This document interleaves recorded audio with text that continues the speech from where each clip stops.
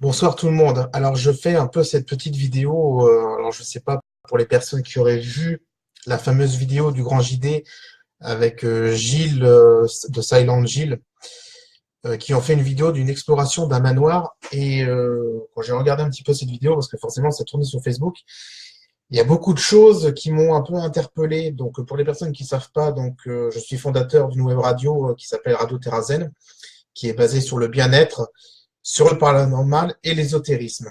Et, il y a quelques temps, j'ai fait aussi partie d'une équipe d'enquêteurs qui a été créée, hein. Donc ça remonte à facilement plus de 8 ans. Et j'étais aussi un grand fan de la série TAPS, Ghost Hunter en américain, et GHI. D'ailleurs, cette équipe-là avait été à un moment en relation avec justement le groupe GHI pour le château de Fougeray. Voilà, bon, c'était juste un petit peu la petite anecdote. Et puis aussi, un peu personnellement, j'ai déjà vécu certaines choses un peu paranormales, des bruits, des voix, donc voilà, que je n'ai pas pu enregistrer sur des enregistreurs parce que ça m'est arrivé comme ça. Donc ce sont des expériences qu'on appelle justement dans ce jargon-là des expériences personnelles qui ne peuvent être considérées comme des preuves. Donc pour revenir un petit peu à cette affaire-là de cette vidéo qui tourne beaucoup sur Facebook, sur YouTube. Et il y a beaucoup de vidéos qui tournent en ce moment sur ça, qui n'arrêtent pas de fleurir un petit peu sur la toile de YouTube, qui crient justement au fake. Alors justement, ou au prank, hein, mais bon, ça revient un peu au même. Justement, la première chose que j'ai vu, c'est que déjà, dès le début de cette vidéo, paf, de suite, il y a un phénomène paranormal, des bruits de pas, qui commencent à se manifester d'un coup. Bon, pourquoi pas? Pourquoi pas, ma foi, c'est tout à fait possible, ça peut arriver. Mais il y a d'autres choses qui se sont faites, ces bruits de pas sont revenus au moins 4 fois quand même dans la vidéo, euh, et ça a duré quand même quelques secondes, à peu près, je sais pas, allez, on va dire entre 8 et 10 secondes quand même, ce qui est quand même énorme. Et entre-temps, il y a eu des objets qui sont tombés, des vitres qui sont cassées, et honnêtement, pour une exploration qui aurait, allez, je sais pas, on va dire peut-être duré 1 heure environ, hein, ou 2 heures, je ne sais pas, même si ça durait 4 heures, pour moi, je trouve que ça faisait beaucoup. Parce qu'en ayant regardé quand même pas mal d'épisodes de la série TAPS, d'ailleurs que je vous conseille, hein, parce que honnêtement, ça a un peu, entre guillemets, été nos mentors pour la création du groupe qui s'appelait à l'époque RAPI. Euh, eux ont vraiment une charte vraiment très sérieuse parce qu'ils veulent vraiment que ce soit des gens qui s'intéressent à ça, des scientifiques.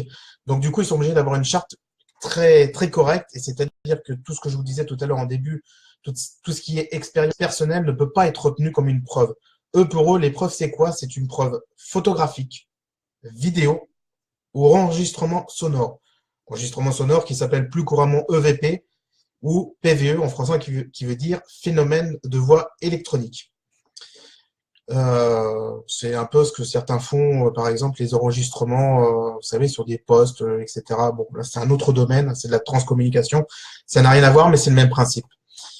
Et donc ils ont capté justement ces choses-là. Et à un moment, il y a même eu un espèce de PVE, mais c'est pas un PVE d'une voix, c'est plus des bruits qui tapent, des coups. Et il faut savoir que cette équipe TAPS et tout ça, ce genre de phénomène-là, sur, allez, on va dire, sur une vingtaine de vidéos, ou une vingtaine d'épisodes plutôt, ça a dû leur arriver 2 fois, par exemple, ou 3 fois, allez, dans le meilleur des cas. Mais pas dans un seul épisode autant que ça, quoi. Pourtant, ils ont eu des phénomènes, d'ailleurs, je vous invite, hein, je ne sais plus l'épisode, je sais que c'était dans une tour, où ils ont filmé une entité qui se penche d'une hauteur dans un phare. Ils l'ont carrément filmé. Donc là, c'est une preuve. D'ailleurs, ils n'en ont pas eu énormément des preuves vidéo ou photographiques. Hein, ça ne court pas les rues. Et les PV, pareil, c'est pas quelque chose qui est très très courant. Donc là, ça m'a quand même un peu dit, je sais pas, c'est quand même bizarre parce que c'est quand même beaucoup. Et quand on sait que pour une entité, pour se matérialiser, c'est-à-dire qu'elle puisse avoir euh, comment dire, une incidence sur notre monde 3D, hein, parce qu'il faut savoir qu'elle, c'est un être désincarné, donc il n'est plus incarné. Donc du coup, elle n'est plus dans cet environnement matérialiste 3D. Et donc de ce fait-là, elle a beaucoup de mal de, à interagir sur notre monde. Donc ça lui demande une énergie folle. Et souvent, ce qui se passe, et ce que beaucoup d'enquêteurs disent, c'est que des fois, ils ont des batteries qui sont complètement chargées et d'un coup, leur caméra, pouf, vide. Plus rien. Plus rien. C'est parce que les entités ont pris, alors je dis entité, esprit, peu importe, c'est juste un nom, hein, ont pris cette énergie-là pour manifester quelque chose. Ils ont pris cette énergie-là. Mais il faut savoir qu'ils peuvent prendre aussi cette énergie sur nous, parce que nous sommes aussi une énergie comme une batterie. Hein. Voilà. On en parlera un petit peu plus tard, de comprendre aussi que faire le chasseur de fantômes, il y a quand même des risques. Hein. C'est pas non plus un jeu. Et donc, pour revenir à cette affaire, ils ont donc eu ces phénomènes. Mais par contre, il y a eu un petit problème, c'est que le grand JD, lui, on le voit plusieurs fois sourire, tout ça, donc il y a un peu le sourire nerveux. Alors chacun, quand ils ont le stress ou la peur, il l'exprime. Il y en a, c'est le hurlement, la pleure et tout ça, comme le faisait la fameuse Gilles. Ou alors le rire. Ça dépend de la manière qu'on le gère. Sauf qu'à un moment, on sentait quand même qu'il se doutait de quelque chose parce que plusieurs fois, il a dit c'est humain, c'est humain. Et pour lui, c'était pas quelque chose de paranormal. Pour lui, c'était quelqu'un qui s'amusait. Ça a été son premier avis et ça ne l'a pas quitté d'ailleurs. Et dans plusieurs fois, on voit que cette Gilles-là essaye de le guider vers tel endroit. Tiens, tu vas aller là, là, là, là, là. Ah ouais, mais là, là, là. Et hop, dès qu'il y a un bruit, elle se mettait à hurler, ce qui faisait que il n'arrivait pas à se concentrer. Quand il pleurait comme ça, il était un peu confus, il était perdu. Donc, je précise, j'ai pas des actions sur sa chaîne YouTube, hein, je le précise de suite. C'est juste que j'ai déjà vu quelques vidéos de ce YouTuber et honnêtement, pour moi, lui, il n'a pas un fond de faire du buzz ou du fake parce qu'il n'a rien à en tirer de ça. Voilà. Pour lui, c'est pas trop son but. Et on voyait qu'avec tout ça, tout ce qu'elle faisait, tout ce côté un peu théâtral, parce que c'est vrai que c'était quand même poussé. Alors certes, chacun exprime sa peur comme il le sent, mais là, ça sentait vraiment un peu une peur très étrange, enfin pas tout à fait réaliste, plus théâtrale. D'ailleurs, ça revient beaucoup justement sur ceux qui crient au fake. Et il avait du mal à se concentrer. Et quand il a analysé ces bruits de pas, que je vais essayer de mettre, j'espère qu'on pourra l'entendre à partir de la webcam, euh, pour lui, il a déjà fait l'analyse que moi, ce que j'avais pensé, d'une femme qui marche avec des talons. Voilà, pour lui, il a pensé à ça. Et c'est surtout que, bon, vu le lieu, la conjoncture de ce spot d'Urbex, hein, qui est connu hein, par pas mal d'Urbexers, il a été saccagé en 2 ans de temps. Hein, il a été complètement saccagé. Donc, pour monter avec des talons aiguilles, c'est pas très pratique du tout. C'est pas très pratique du tout. Et il y a beaucoup de. Enfin, c'est devenu une vraie déchetterie. Donc, honnêtement, c'est pas très facile d'accès. Et, euh, et donc, voilà, c'était son impression qu'il avait eu de ça. Après, il y a eu d'autres bruits, mais pour lui, il restait toujours sur cette même idée que c'était un être humain qui s'amusait, quoi. Donc, à un moment, il a mis sa lampe en mode défensive, donc c'est-à-dire des flashs lumineux, pour voir un peu ce que c'était. Et il a réussi à voir que bon, il n'a pas trouvé quelqu'un. Il n'a pas trouvé quelqu'un, mais c'est vrai que j'ai oublié de zapper un peu quand même une scène. C'est qu'à un moment, quand il y a eu la vitre brisée, la fameuse Gilles a complètement paniqué en disant je veux qu'on sorte, je veux qu'on sorte, je veux qu'on sorte. Lui, il a voulu, et d'ailleurs il le dit à un moment dans sa fin de cette vidéo, il a dit quand j'entends un bruit, il a dit le but c'est de foncer, c'est de voir ce que c'est, ce qui s'est passé. Et c'est un peu ce que font aussi Taps. Dès qu'ils ont un bruit, c'est d'aller voir. Et là, le réflexe c'était elle, c'était on se casse, on se casse, on se casse. Et du coup, lui il voulait y aller, voilà, fait ok, ouais, d'accord, on sort. Comme si en fait elle voulait le diriger de pas aller là-bas, de pas aller voir pourquoi il y a eu ce bruit-là. Et donc, du coup, ça laisse quand même des suggestions un peu bizarres. Il y a quand même des choses qui ils restent assez obscures. Voilà, pour moi, il y a des choses qui collent pas trop, des choses qui sont un peu trop surfaites. On a déjà eu un pied dans le domaine paranormal et surtout d'enquêteur. D'ailleurs, j'en ai parlé avec David Gallet, qui lui a quand même 15 ans d'expérience dans ce genre d'enquête. Pour lui, déjà, son premier truc, il a dit, c'est un jeu d'acteur de série française à 2 balles, quoi. Voilà, donc déjà pour lui, il y a des trucs qui tiennent pas du tout la route et que c'est trop théâtrisé, enfin il y a trop le côté théâtral dedans. Bien sûr qu'il n'est pas du côté JD parce que lui, c'est pas du tout son style à faire ce genre de vidéo. Mais de l'autre, on la connaît pas, la rue comme ça, elle a fait plusieurs épisodes et ce qui est bizarre, c'est que dans chaque épisode, il y a toujours quelque chose. Alors que pourtant, dans Chasseur de fantômes, c'était le titre français de Taps, eux, il y avait des épisodes où il y avait rien. Il y avait rien. Il y avait que dalle. Et ça arrivait assez souvent quand même que dans leur épisode, des fois, ils avaient un tout petit PVE de trucs comme ça, voilà, mais voilà. Mais vu que c'était tout minuscule, ils pouvaient pas dire certifier que ce lieu avait vraiment une présence, qu'il était hanté. Voilà. Qu'il était occupé par quelqu'un de désincarné. Et voilà. Mais, oh, mais le problème, c'est qu'elle, c'était tout le temps, tout le temps, tout le temps. Donc c'est ça qui est un peu bizarre. Alors il y en a qui disent c'est parce qu'elle fait des petites mises en scène au début de ses vidéos. Bon après, ça faut pas trop en tenir compte. Chacun fait introduire son comment dire sa vidéo, ce qu'il fait. Ça, chacun fait ce qu'il veut. Il n'y a pas de souci sur ça. Moi je me fixe pas sur ça. Moi je me fixe vraiment sur la vidéo et j'ai vu bien sûr les deux vidéos de chacun pour me faire une opinion parce qu'on va pas regarder qu'une seule. Et il y a aussi un moment, ce qui est assez bizarre, c'est qu'à un moment, alors si je ne me trompe pas, c'est dans la vidéo du Grand JD, elle parle d'une boîte à musique, dans la première, parce qu'il faut savoir qu'elle a déjà été dans ce bâtiment-là, avec une autre personne, et qu'ils ont entendu d'une musique d'une boîte à musique. Et dans sa vidéo à elle, elle dit que c'était une musique qui venait du piano. C'est pas cohérent. Il y a déjà une incohérence à ce niveau-là. Donc là, on commence à se dire, attends, il y a un souci. Il y a quelque chose qui est pas correct. Alors, je vais vous mettre justement, alors j'espère qu'on va l'entendre, pour vous faire comprendre les bruits de pas. Alors, il faut savoir que les bruits de pas, ils ont été analysés par quelqu'un. J'espère que ça marchait parce qu'on dirait que ça figeait là. Ils ont été analysés par un autre YouTuber qui a pris ces vidéos-là. Et le truc, c'est que ces sons de bruits de pas, il a comparé. Donc, il y en avait 4. Hein. Il y en a un qu'il a mis de côté parce qu'il n'était pas exploitable, mais il dit les 4 qu'il a fait.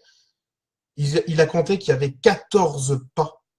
Donc 14, toc, toc, toc, pas. Ils étaient tous identiques. Le rythme de marché était identique. La force de l'impact du pas était identique. Et c'est surtout que ça revenait 14 fois. Ce qui est quand même bizarre. 4 fois exactement la même chose. Non, là je suis désolé, il y a un truc qui colle pas du tout. Et le pire, c'est qu'il a fait synchroniser les trois pistes, pardon. Les 3 pistes qu'il a gardées, elles font tac, tac, tac, elles se synchronisent parfaitement. C'est quand même étrange. Donc, moi, j'ai fait des recherches. Je vais vous faire écouter le son que lui, il a pris. Donc, le plus clair. Et ça vient de la vidéo. Et moi, je vais vous faire écouter un autre son qui, étrangement, lui, vient d'une base de données de sons de bruitage. Et étrangement, ça a l'air d'être exactement la même chose. Donc là, je vous mets déjà le premier. Alors, écoutez.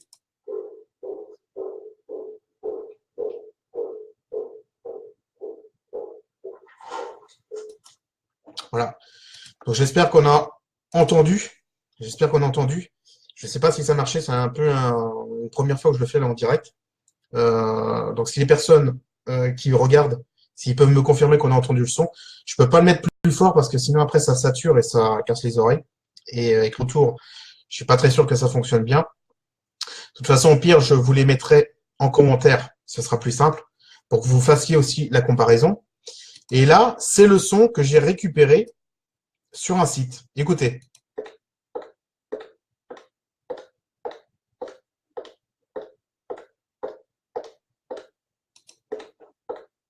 Je le remets.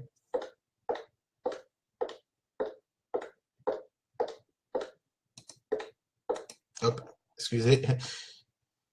J'ai appuyé plusieurs fois dessus. Voilà. Donc, le dernier, c'était le son que j'ai trouvé sur un site qui s'appelle Universal Soundbank. De toute façon, je vais vous mettre les liens en commentaire pour vous fassiez un petit peu l'idée. Alors, vous allez dire, oui, mais l'autre, il y avait un écho. Oui.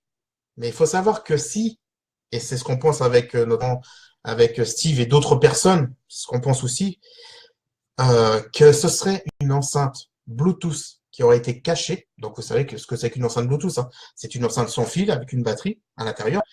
Et vous pouvez le mettre dans un endroit. Il faut savoir qu'il y a des enceintes Bluetooth qui ne sont pas plus gros que ça. Hein. Voilà, là, c'est une souris. C'est une souris d'ordinateur. Donc, allez trouver ça si c'est planqué dans un endroit. Et si c'est dans une pièce qui est un peu vide, il va y avoir cet effet d'écho. Donc, c'est pour ça, et moi, ce que je vous dis, c'est pas comparer le son. Ah oui, mais il n'est pas pareil, l'autre, il y a de l'écho. Moi, si vous voulez, on peut faire un montage avec mes logiciels sonores et je vous mets de l'écho et ça va être à peu près pareil. C'est surtout la vitesse de marche, le bruit, parce que là, ce sont des bruits d'une femme qui marche sur du bois. Il faut savoir que là-bas, le lieu, c'est du bois. Et si vous écoutez la cadence et le nombre de pas, ils sont identiques. Donc, c'est fort possible. Je dis pas que c'est là, parce que peut-être que ce son-là est repris ailleurs, parce que ça, c'est un son qui est disponible pour tout le monde. Donc, s'il y en a un qui veut le récupérer, le mettre sur son site, je pense que c'est possible. Donc, je dis pas que ce soit forcément ce son-là. Mais étrangement, ça y ressemble quand même beaucoup. Beaucoup. J'en suis sûr que si on analyse au niveau des harmoniques et du spectre sur les logiciels comme Audacity, si on les compare, je pense qu'à mon avis, elles seraient identiques. Voilà. Donc, il y a déjà ça qui est quand même très étrange, que je rajoute par rapport à d'autres vidéos YouTube, parce que bon, il y en a d'autres qui ont d'autres hypothèses et tout ça. Voilà un petit peu les choses qui sont quand même très étranges sur cette vidéo et qui, honnêtement, comment expliquer ça, me paraissent un peu décrédibiliser vraiment l'authenticité de ces phénomènes. Sachant qu'il y a quand même beaucoup de personnes, des urbexeurs, avec qui j'ai échangé, qui sont allés là-bas dans ce lieu, hein, donc pas de nuit, qui y sont allés, et ils m'ont tous dit le même genre de discours, c'est que il a dit, oh bah, dès qu'un lieu qui est abandonné depuis longtemps et qui est sur le foutoir, on dit ah forcément qu'il est hanté. Ouais, ça c'est vrai que malheureusement ça c'est un raccourci qui est très souvent et c'est pas forcément vrai. Il peut y avoir des lieux qui sont tout à fait neufs et qui sont hantés. Donc ne vous fiez pas à ça. Et surtout, la même chose qu'il me disait, c'est qu'en fait, il dit qu'ils sont allés dans ce lieu-là, bah, ils se sont pas sentis plus mal que ça. Alors effectivement, ils ont dit on entend des bruits. Et une fois, il y en a même un qui m'a dit qu'il avait entendu une voix. Mais il a dit, il faut savoir que ce lieu qui se trouve, je vais pas donner le nom parce que c'est une des règles de l'urbex, c'est que ce lieu-là, il est pas très loin des habitations. Il y a des habitations pas très loin. Donc il suffit que quelqu'un parle, ben, on peut l'entendre. Mais c'est pas forcément que c'est quelqu'un de désincarné qui a parlé. Comme des bruits, ça peut être n'importe quoi. Ça peut être une belette ou n'importe quoi qui est rentré, qui voilà. C'est d'ailleurs ce côté de Taps qui était très bien, c'est qu'avant de dire que c'était un phénomène paranormal, ils essayaient toute la liste de choses qui pouvaient être expliquées de façon rationnelle. C'est-à-dire que par exemple, ils ont eu des gens où ils disaient ouais, j'ai la lampe qui scintillait. Alors qu'est-ce qu'ils faisaient? Ils se sont pas dit oh, c'est un phénomène paranormal. Non, non. Donc qu'est-ce qu'ils faisaient d'abord? Ils vérifiaient si l'ampoule était bien fixée. S'il n'y avait pas un faux contact au niveau des connecteurs de l'ampoule. Donc il le bougeait, voir. Ou alors, dernier point, l'interrupteur. Et souvent, dans 95% des cas, c'était ça. C'était soit l'ampoule qui était mal serrée, qui avec un peu le vent, les vibrations, clac, elle clignotait. Ou des fois, c'était l'interrupteur qui était usé, et du coup, bah, des fois, les connecteurs, ils touchaient plus, et puis, bah, voilà, ça faisait des clignotements. Voilà. Donc, eux, ils avaient une méthode, c'est qu'avant de dire que c'est un phénomène paranormal, ils passaient toute une checklist de choses tout à fait rationnelles. Et si, au bout de cette checklist-là, il n'y avait rien de rationnel, c'est-à-dire qu'aucune de ces possibilités-là, comme la lampe, ils ont tout fait, non, tout est nickel, et bien là, ils pouvaient se dire, il y a peut-être quelque chose. Je dis bien peut-être, parce qu'il fallait qu'ils soient témoins de ce phénomène-là. Et quand je dis témoin, c'est voir une vidéo, que la lampe, clac, clac, elle scintille. Voilà. Et donc Stevie m'a dit, donc pour le phare que je vous parlais, justement, hein, pour revenir un petit peu en arrière, le phare, donc c'est le phare de Sainte-Augustine en Floride. Voilà. Et pour mémoire, il a dit c'est la saison 2, épisode 20 ou 22. Voilà. Il me semble que ça doit être ouais, c'est ça, saison 2. Il me semble que ça doit être je crois que ça doit être l'épisode 22, je suis pas sûr. Mais oui, voilà. Mais je pense qu'en cherchant dans le phare de Sainte-Augustine en Floride, je pense qu'on le retrouve. Je pense qu'on le retrouve. Et honnêtement, là, c'est vrai que là, par contre, c'est un phénomène qui a été filmé. Donc là, c'était une preuve qu'il y avait vraiment quelque chose. Et en plus, je crois qu'ils ont même capté des PVE en même temps. Donc voilà. Sinon, par rapport, alors c'est vrai qu'il y a des moments, Laurent JD, à un moment, il frappait et que la chose a répondu. Enfin, je dis la chose. Euh, voilà. Ce qui est bizarre, c'est que les 4 fois, ça a répondu un peu près de la même intensité que lui l'a tapé. Alors, soit c'est un effet que quelqu'un a réussi à refaire sur le frappement, soit est-ce que c'est vraiment quelque chose? Je sais pas.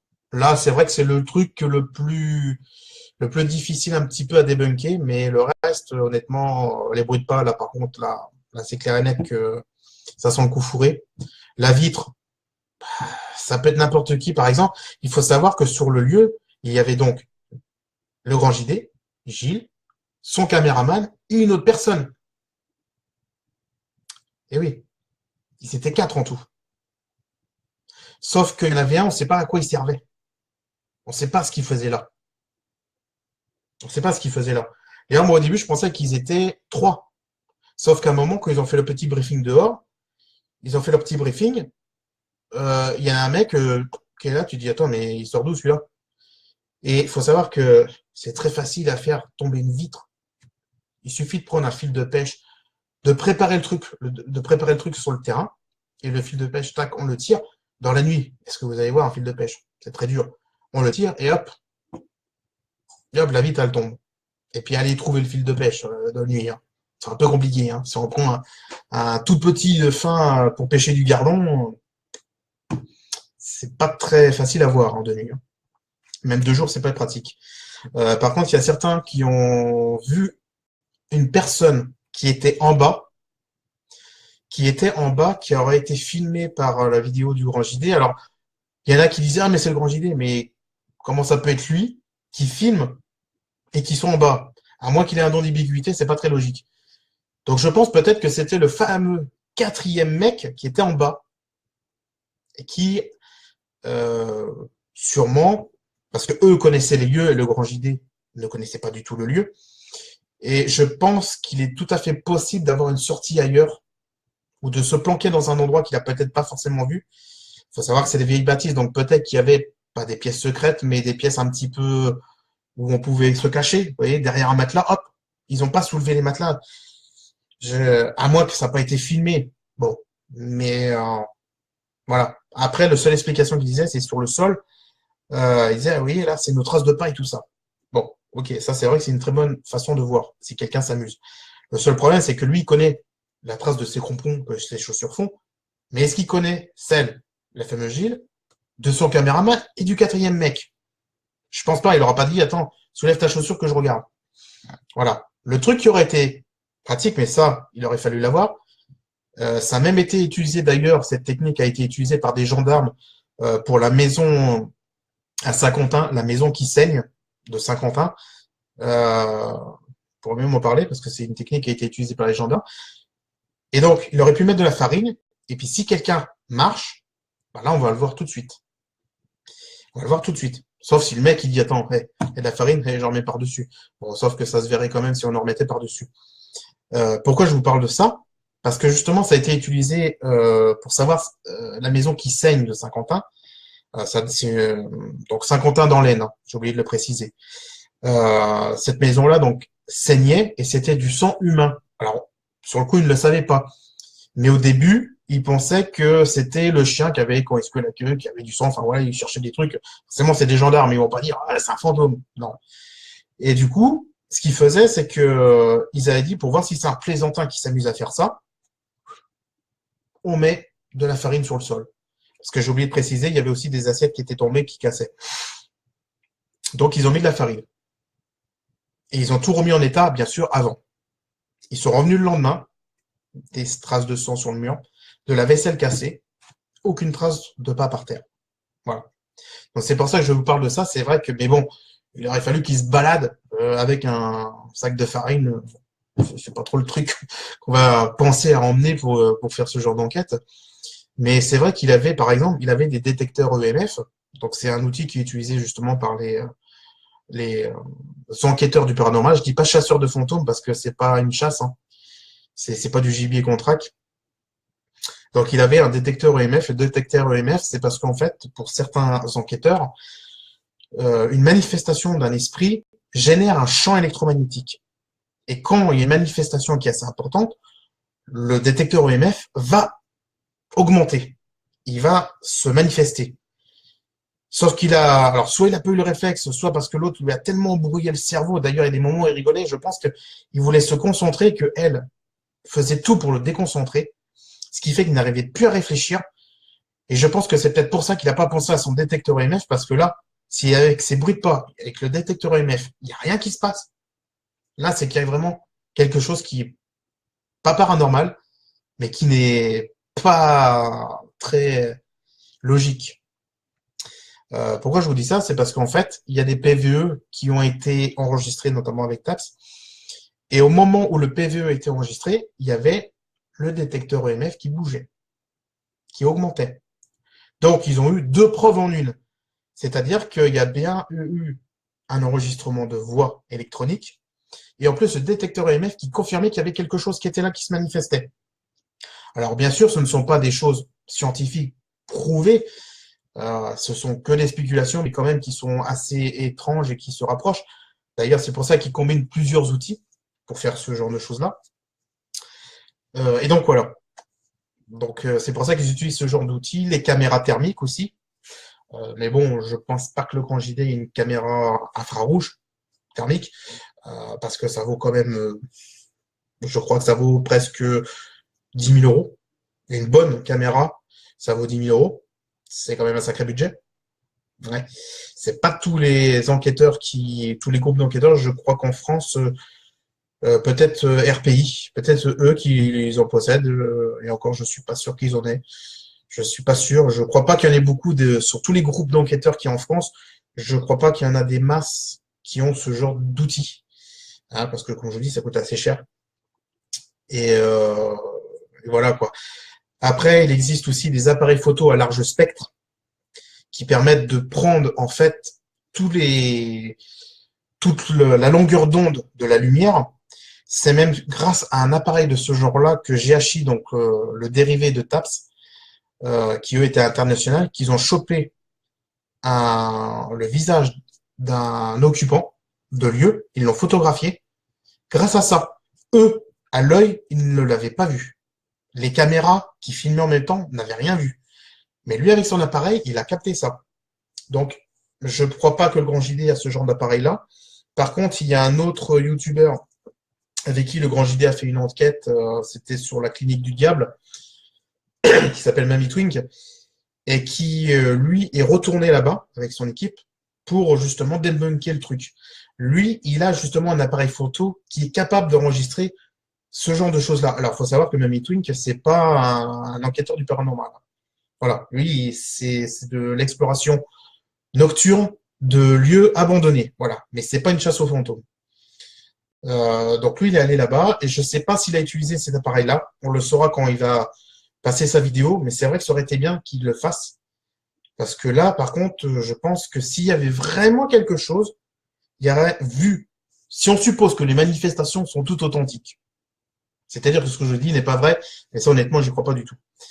Vu l'intensité des choses, avec un appareil photo comme ça, c'est sûr et certain qu'il capte une image. Parce que si l'entité est capable de faire ces choses-là, et aussi fort et aussi nombreuse que ça veut dire qu'il a une sacrée énergie, et c'est-à-dire que s'il veut, il peut se matérialiser. Sauf que dans les caméras, ils n'ont rien vu, aucune matérialisation visuelle. Donc, sur les supports vidéo, tout ça, il n'y a rien. Mais c'est, comme je vous disais, par rapport à moi, là, les expériences personnelles, ils en ont eu aucune. À moins que, si, Steve, si tu peux me dire si c'est ça, si je me trompe pas, il y a un moment que la fameuse Gilles a dit qu'on lui a touché les fesses.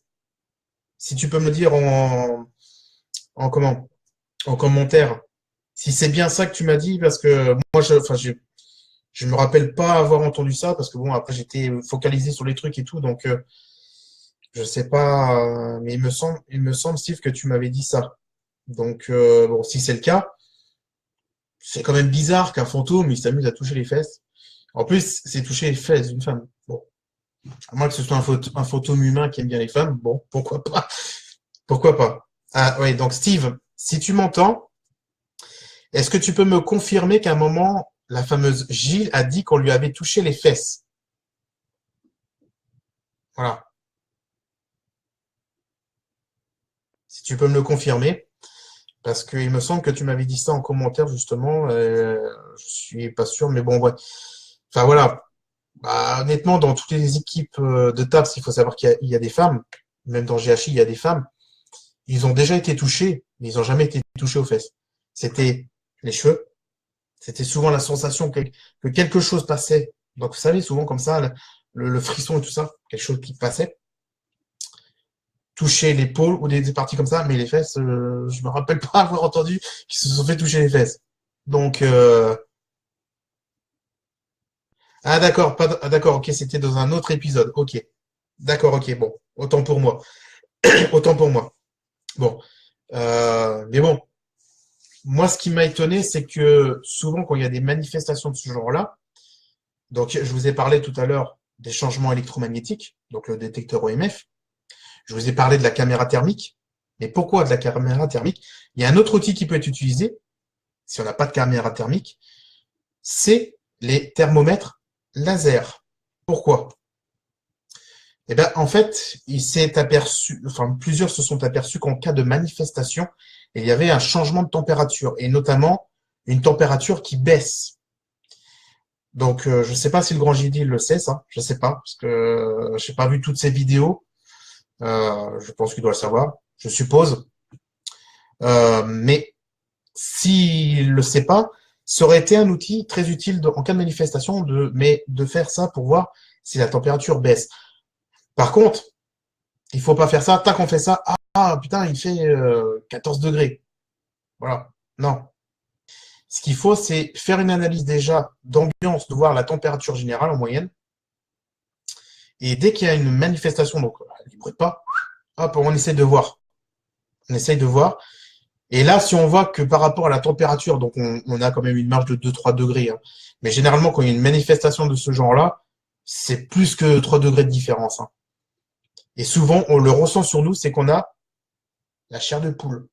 On a des sensations de froid. Et ça, c'est pas votre corps, en fait, qui est en contact.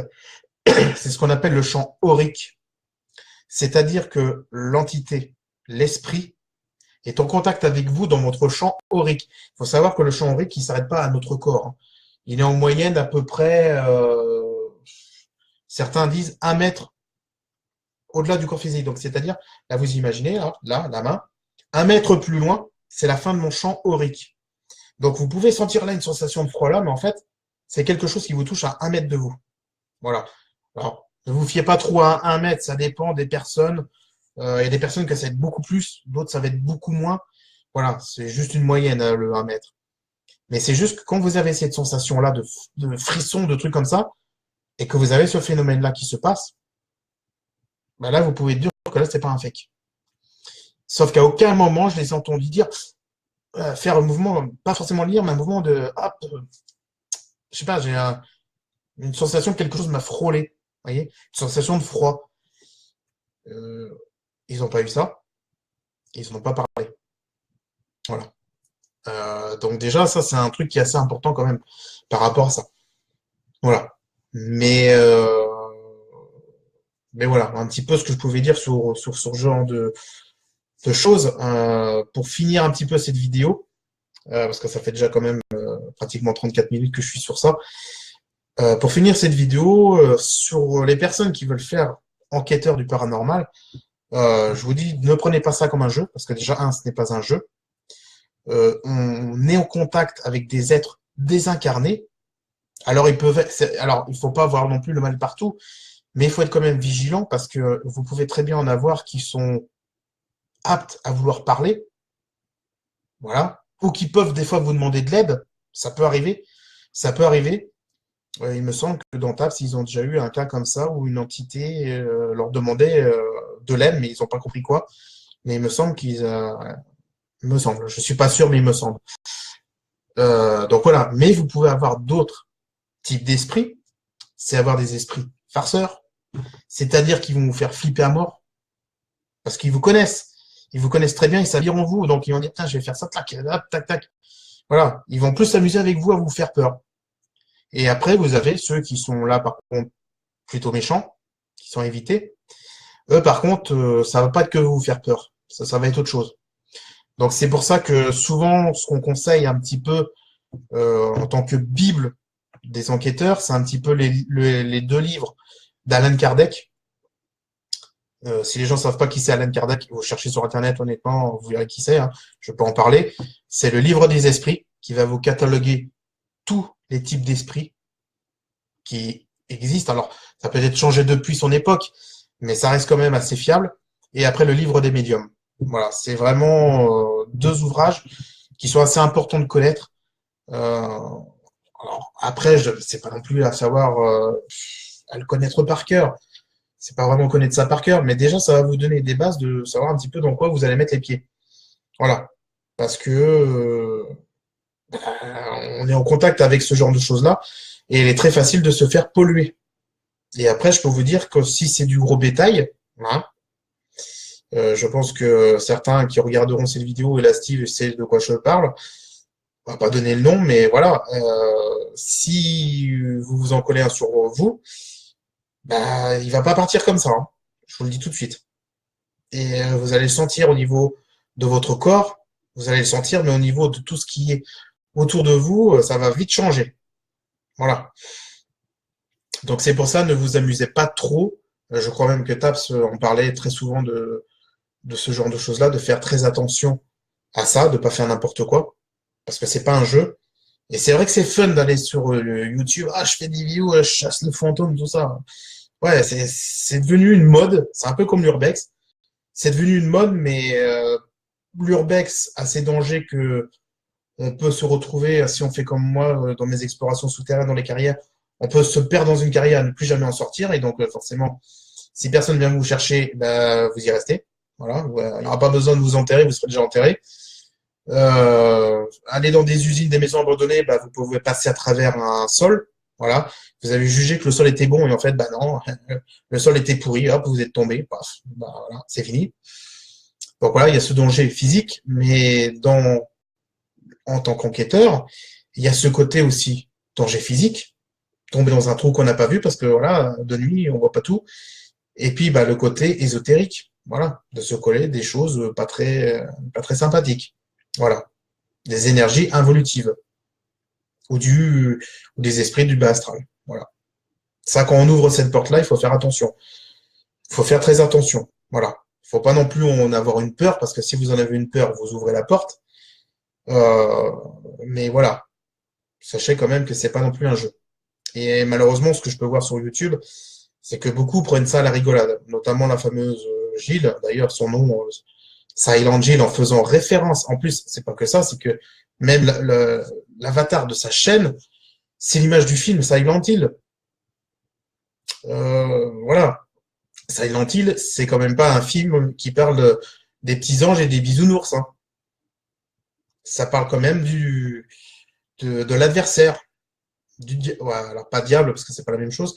Voilà, ça parle quand même de très très lourd. Voilà, si on peut dire. Hein, c'est pas un film de bisounours. Donc voilà. Donc déjà, rien qu'avec le nom, elle va pas forcément tirer des bons trucs. Mais bon, après ça, c'est son choix, fait ce qu'elle veut. Mais c'est juste pour vous dire, attention quand vous faites ce genre de choses-là, ne faites pas ça à la rigolade ou parce que c'est fun. Voilà, c'est comme l'urbex. C'est pareil. Faites très attention. Et surtout, à ceux qui sont mineurs. Parce que quand vous êtes mineur, c'est là que vous êtes le plus, vraiment, vous êtes le repas favori de ce bas astral. Je vous le dis honnêtement, vous êtes le repas favori de ce bas astral. Pourquoi? Parce que quand on est dans la période d'adolescence, on est dans une période où on se recherche. On se cherche. Alors c'est vrai que oui, il y a des fois des adultes qui se cherchent encore. Mais bon, c'est pas le même genre de choses. Mais il s'est avéré que quand même sur des cas de hantise, c'était très souvent les adolescents qui étaient la cible favorite de ce bas astral. Voilà. Donc il faut vraiment faire très attention avec ça. Et honnêtement, ne vous amusez pas à faire ce genre de d'enquête pour le fun. Voilà, honnêtement, voilà. Et surtout, aussi bien que l'urbex que ça. Je sais bien que sur YouTube, il y en a qui le font seul parce que c'est le côté de foutre les boules, machin. Euh, Franchement, je crois que notre société, faudrait qu'elle arrête d'avoir de vivre d'adrénaline, de vivre de la peur. On ferait mieux d'arrêter de vivre dans ça. Parce que je pense que si on vivait plus dans l'amour que dans la peur, les choses iraient bien mieux dans le monde. Donc voilà. Ok d'avoir des frissons, des machins comme ça, ouais, ok, c'est sympa. Mais voilà. Donc, pour en revenir à ce que je vous dis, que ce soit l'urbex ou enquêteur, ne faites jamais ça seul. Soyez toujours au minimum deux. Au minimum deux. Voilà. C'est très important. Ce sont des règles de sécurité. Et en cas de problème, bah voilà. Au moins, il y a quelqu'un sur qui compter. Voilà. Voilà un petit peu ce que je pouvais dire sur cette vidéo, hein. Donc j'ai un petit peu étendu sur divers sujets.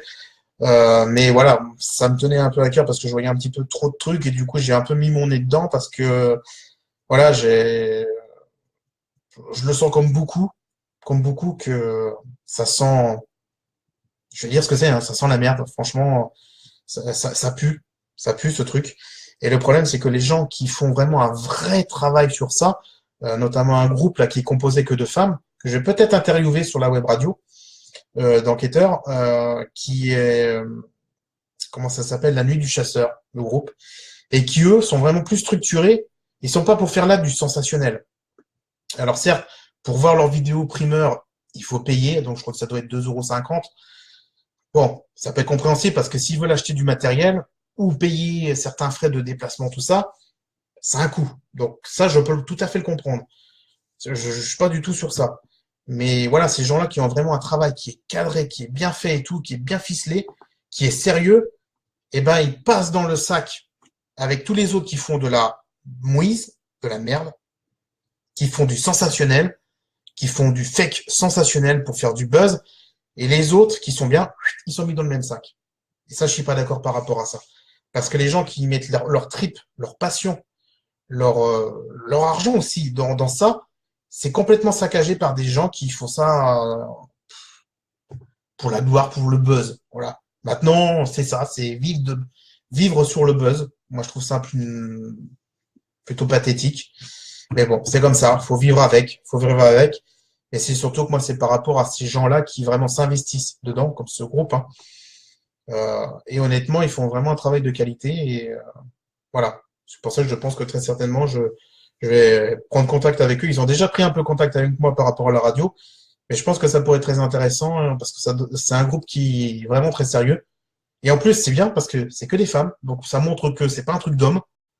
Donc voilà, puis je trouve que des fois les femmes sont peut-être plus réceptives et plus sérieuses sur certains sujets que les hommes, ils prennent ça un peu plus trop à la rigolade. Bon, on a la preuve que malheureusement, hein, la fameuse Gilles, qui je rappelle était une participante de la Starac saison 5, voilà, elle a fait la Starac. Donc est-ce qu'elle est en manque de reconnaissance par rapport au fait qu'elle maintenant elle est tombée dans l'oubli? Je sais pas, peut-être, mais bon, c'est ça, hein, le truc, c'est à un moment, ah, t'es célèbre, et puis, plouf, du jour au lendemain, tu disparais. Mais c'est comme ça. La notoriété, c'est comme ça. Moi, c'est pour ça que franchement, la notoriété, c'est pas ce que je recherche. Mais voilà. Donc, surtout, on va voir ce que ça va donner avec la vidéo de Mamie Twink, qui lui n'est pas trop non plus pour faire du sensationnel. Mais comme je vous dis, lui, c'est des explorations nocturnes de lieux abandonnés. Donc, ce n'est pas du tout de la chasse aux fantômes. C'est pas un enquêteur du paranormal, hein. Il le dit très bien plusieurs fois. Quand certains le disent certains trucs. Voilà. Et honnêtement, je peux vous dire qu'honnêtement, il a eu, dans une vidéo, il a eu 2 PVE. Il en a pas tenu compte. Pourtant, c'est des sacrés PVE, hein. Et il a entendu le bruit. Et il dit, ah, j'ai entendu quelque chose. Mais voilà. Mais après, quand il fait ses débriefings, il n'en parle pas. Il n'en parle pas parce que ça ne l'intéresse pas. Et il y avait un moment où des gens ils disaient, ah, mais t'as une ombre derrière toi, t'as une ombre derrière toi. Donc, du coup, il est retourné sur les lieux de jour. Il s'est remis dans la même position.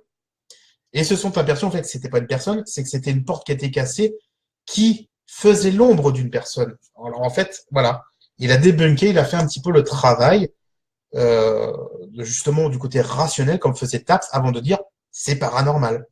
Voilà, il essayait déjà de voir le normal.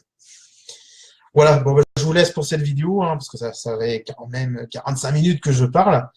Donc si vous avez d'autres réactions à faire par rapport à cette vidéo-là ou d'autres suggestions ou que pour vous, vous n'êtes pas d'accord sur certaines choses, surtout, n'hésitez pas à répondre aux commentaires de cette vidéo-là. Je vais vous mettre les 2 liens des 2 sons pour que vous puissiez faire la différence. Donc, Ne vous fiez pas trop au côté qu'il y a il y a l'écho, et l'autre, il n'y en a pas. Parce que l'autre, c'est un bruit sonore qui n'a pas d'écho, donc il est fait pour être utilisé directement comme ça. Après, on le traite ou on le traite pas.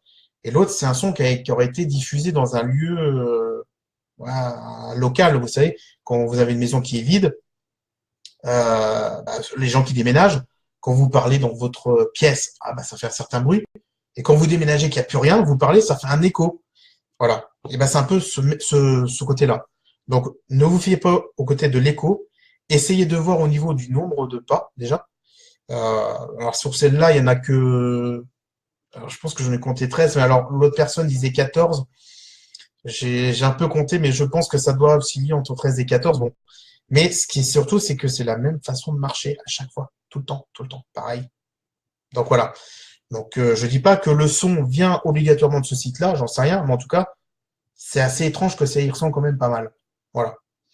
Allez, je vous dis bientôt hein, sur les ondes de Radio Terrazen ou sur ma page. En tout cas, n'hésitez pas à commenter et je vous dis à bientôt.